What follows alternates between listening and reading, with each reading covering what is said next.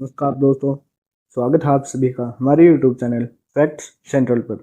आज हम जानेंगे चंद्रगुप्त मौर्य के बारे में, जिन्होंने मौर्य साम्राज्य की नींव रखी। तो चलिए शुरू करते हैं।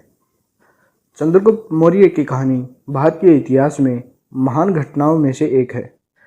यह कहानी उनकी अद्भुत यात्रा को दर्शाती है, जो एक साधारण बालक से शुरू होकर मौर्य साम्राज्य के संस्थापक बनने तक की है। प्रारंभिक जीवन। चंद्रगुप्त मौर्य का जन्म लगभग 340 ईसा पूर्व हुआ था। उनके प्रारंभिक जीवन के बारे में अधिक जानकारी उपलब्ध नहीं है, लेकिन माना जाता है कि वे एक साधारण परिवार से थे। एक कहानी के अनुसार वे नंद वंश के अत्याचारों से त्रस्त होकर जंगल में शरण लिए हुए थे, जहां उनकी मुलाकात आचार्य चाणक्य से हुई। आचार्य चाणक्य, जिन्हें कौटिल्य या विष्णुगुप्त के नाम से भी जाना जाता है, एक महान विद्वान और रणनीतिकार थे। नंद वंश के राजा धनानंद से अपमानित होकर चाणक्य ने प्रतिज्ञा की थी कि वे नंद वंश को नष्ट करके एक नया साम्राज्य स्थापित करेंगे। जब उन्होंने चंद्रगुप्त में एक महान नेता बनने की संभावनाएं देखी, तो उन्होंने उसे अपना शिष्य बना लिया और उसे रणनीति और युद्ध की शिक्षा दी। सत्ता की प्राप्ति। चाणक्य की रणनीतियों और चंद्रगुप्त की वीरता के साथ उन्होंने नंद वंश के खिलाफ विद्रोह किया।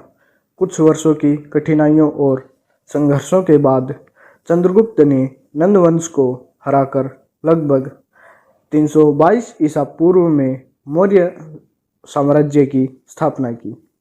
मौर्य साम्राज्य का विस्तार। चंद्रगुप्त मौर्य ने अपने साम्राज्य का विस्तार तेजी से किया। उन्होंने उत्तर पश्चिमी भारत में सिकंदर महान के जनरलों द्वारा स्थापित यूनानी शासन को भी हराया। इसके बाद उनका साम्राज्य पूरे उत्तर भारत, पश्चिम भारत और मध्य भारत तक फैल गया। उन्होंने अपनी राजधानी पाटलिपुत्र में स्थापित की। सेल्यूकस और चंद्रगुप्त। चंद्रगुप्त मौर्य का सामना सेल्यूकस निकेटर से भी हुआ, जो सिकंदर महान का एक जनरल था और जिसने पूर्वी एशिया में एक बड़ा साम्राज्य स्थापित किया था।